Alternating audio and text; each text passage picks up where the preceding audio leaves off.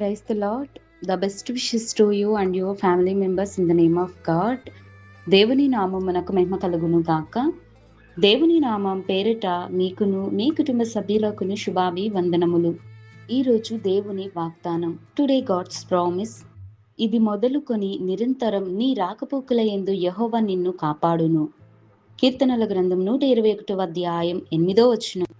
The Lord will keep your going you out your coming in from this time forth and forevermore. The book of Psalms chapter 121 verses 8. క్రీస్తునందున్న ప్రియమైన సహోదరి సహోదరులారా, ఈ శ్రేష్టమైన ఉదయకాల సమయములోను దేవుడు మనందరితో కూడా తెలియచేస్తున్న మాట. ఇది మొదలుకొని నిరంతరం నీ రాకపోకల యందు యెహోవా నిన్ను కాపాడును అని సెలవిస్తున్నాడు. చూడండి, దేవుడు వాగ్దానంను నెరవేర్చే దేవుడు.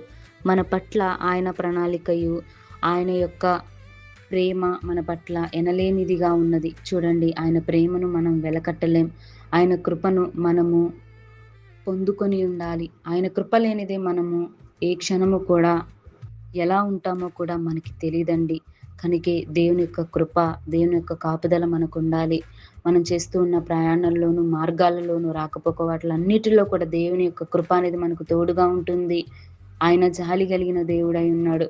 మన పట్ల తన ప్రేమను చూపిస్తున్నాడు. మనలను భద్రంగా కాపాడుతూ ఒక్కొక్కసారి దేవుడు మనలను హెచ్చరిక చేస్తూ ఉంటాడు.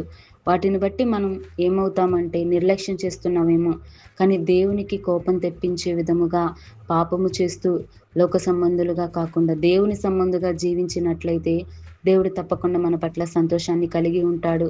కనుక ప్రతిరోజు మనకు సుఖమైన ప్రయాణమును అందించాలని, మన ప్రయాణాల్లోనూ రాకపోక మార్గాలంతటిలోనూ వాహనము నిమిత్తం ప్రతి విషయాల్లో కూడా మనం అడుగు వేసే మార్గమును కూడా దేవునికి మాదిరికరంగా ఉండాలి.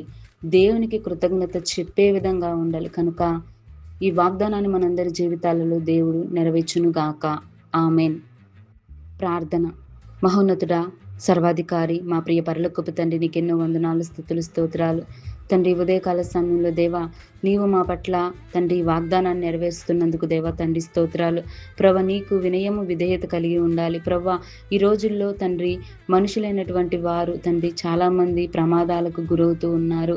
ప్రభా, ఎంతోమంది ప్రాణాలను కోల్పోతూ ఉన్నారు. అయినా కానీ తండ్రి మమ్ములను ఈ రోజున ఈ వాక్యం వినే విధంగా మరి ఒక నూతనమైన రోజులోనికి మమ్మల్ని క్షేమంగా నడిపించి భద్రంగాను ఈ కాపుదలతోటి మమ్మల్ని రక్షించినందుకై స్తోత్రాలు.